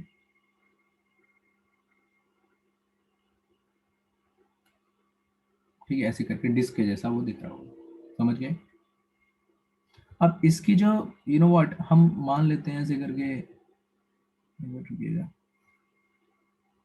इसको x मान लिया, दिस इज x। और इसकी जो थिकनेस है ना, ऐसे करके जो अंदर से ऐसे, it is what it is, मैं क्या लिखूं इसको, dx लिख देता हूँ ना। इट इज dx, x के अलाउंग अंदर की तरफ dx। समझ में आ रहा है? dx है। और यहाँ पे जो इसकी रेडियस है वो कुछ अलग होगी। कोई बताएगा यहाँ पे जो इसकी रेडियस, ये वाली रेडियस है जो एलिमेंट मैंने लिया है, इसकी रेडियस मान लो लेटर से r है, r। तो उस r को मैं इस r1 और r2 की टर्म में कैसे लिख सकता हूँ? कोई बताएगा? बताओ। रेडियस ऑफ डिस्क एलिमेंट, या एलिमेंटल डिस्क, बताओ r को मैं इन r की टर्म में कैसे लिख सकता हूँ? How can I right? बोलो बोलो बोलो बोलो। आई कैन राइट, ये r1 है इतना, तो इससे पैरेलल लाइन ड्रॉ कर लो। यहां तक की डिस्टेंस तो कितनी होगी? r1, इतनी एक्स्ट्रा है ऊपर, इतनी एक्स्ट्रा है ऊपर। ठीक है, तो ये ऊपर वाला पार्ट कितना बच गया? कोई बताएगा? ये पूरा r2 था, ये पूरा r2 था, और ये पूरा r1 है। ठीक है, और यहां से लेके यहां तक की डिस्टेंस x है। तो आप कह सकते हो जो r होगा, हाँ इट इज r1 से तो ज्यादा ही है, r1 से तो एक्स्ट्रा है। कितना? इतना एक्स्ट्रा है ये वाला डेल्टा r। तो इस डेल्टा r की वैल्यू कितनी हो जाएगी बोलो? अरे बोलते नहीं यार। r2 माइनस r1 कितने में चेंज आ रहा है? लेंथ l पे। तो x लेंथ पे कितना चेंज आया? इतना। ये r हो जाएगी। Is it clear? So simple to understand. किसी को समझ नहीं आ रहा हो, मैं नेक्स्ट पेज पे समझा दूंगा। ये ऐसे है, ये ऐसे है, वापस से देख लो। इसको मिला दिया, ये रेडियस हमारा है r1, हमको इसका रेडियस चाहिए, बीच वाले का। ठीक है, इसका रेडियस चाहिए। तो भाई जो इसका रेडियस है वो यहां तक तो r1 आ ही गया, ऊपर का और चाहिए डेल्टा r। तो इसका जो रेडियस r होगा वो हो जाएगा r1 प्लस डेल्टा r। अब इस लाइन को सीधा बढ़ाते हैं। मेरे को बताओ ये वाली डिस्टेंस कितनी है, ये वाली distance it is r2 minus r1, ठीक है, दिस इज दिस। अब देखो कर्सर को ध्यान से देखिए, ये वाला ट्राइंगल, एक तो छोटे वाला ट्राइंगल, येलो वाला ट्राइंगल, और एक ग्रीन वाला ट्राइंगल, ऐसे करके येलो वाला ट्राइंगल और ग्रीन वाला ट्राइंगल, क्या दोनों सिमिलर है? बिल्कुल सिमिलर है। तो इस येलो वाले की जो बेस है वो x है और हाइट है वो डेल्टा r है। तो देखो डेल्टा r अपॉन x, बड़े वाले की हाइट कितनी है बोलो, r2 minus r1 upon base कितना है इसका, l लेंथ पूरी l। तो बोलो डेल्टा r कितना हो गया, r2 minus r1 upon l into x। तो r कितना हो गया हमारा, r1 plus delta r, r2 minus r1 x upon, ठीक है। Is it clear or not? ये रफ वर्क मैंने करके दिखा दिया आपको, इसको भी भेज दूंगा मैं पीडीएफ के साथ, ठीक है। कभी कोई किसी को फिर बाद में प्रॉब्लम हो जाए कैसे किया, ठीक है। शिवन एक मिनट रुक जाओ, बस अभी क्वेश्चन कंप्लीट कर दूंगा पहले। तो दिस इज द सॉल्यूशन। यहाँ पे r हमने कैलकुलेट कर लिया, इसका रेडियस होगा r1 plus r2 minus r1 upon lx, ठीक है, ठीक है। सो थर्मल रेजिस्टेंस, ठीक है, थर्मल रेजिस्टेंस,